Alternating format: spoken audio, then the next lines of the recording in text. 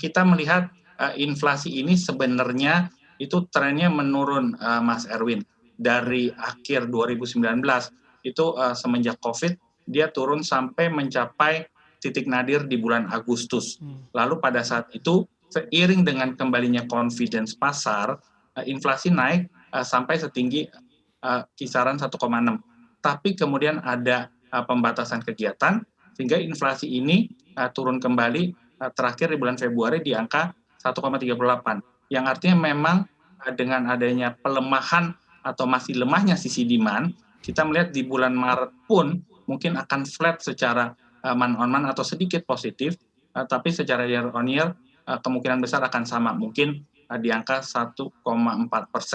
Ya, jadi istilahnya adalah lebih banyak demand di Indonesia ini di-drive oleh non-food item.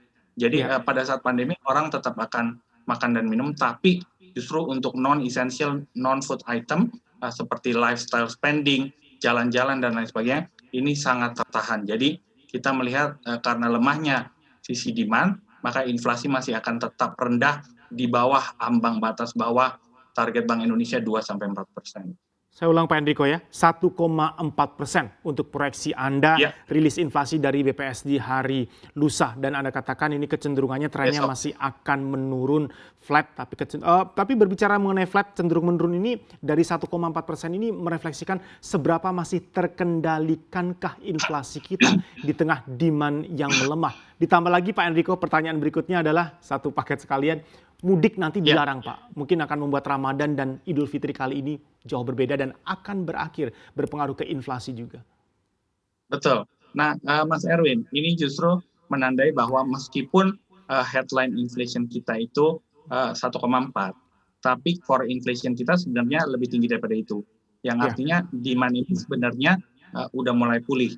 Nah, tapi concern saya adalah dengan adanya mungkin penundaan libur lebaran dan lain sebagainya, memang demand otomatis akan turun. Jadi istilahnya memang di bawah ambang batas 2% ini mungkin akan stay on for a while ya. Jadi istilah kata justru inflasi kita masih positif. Ini artinya bahkan dengan proporsi food item yang menurun pun Indonesia masih merekord adanya inflasi, which is good. Jadi istilah kata memang di sini kegiatan ekonomi tidak dibatasi secara 100%. Seperti contohnya full lockdown di UK atau India sebelumnya.